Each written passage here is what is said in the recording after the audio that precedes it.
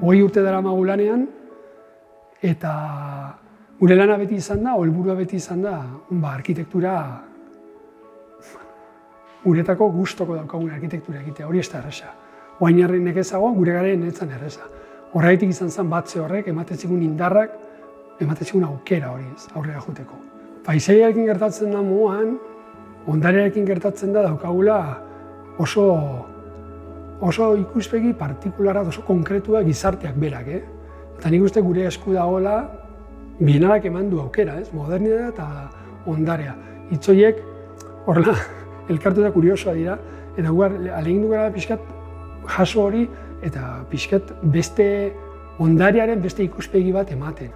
Eta gure ikuspegitik ondarea da dena, gure inguruan dagoen guztia zantzeko ondarea dena, neurri baten o beste baten.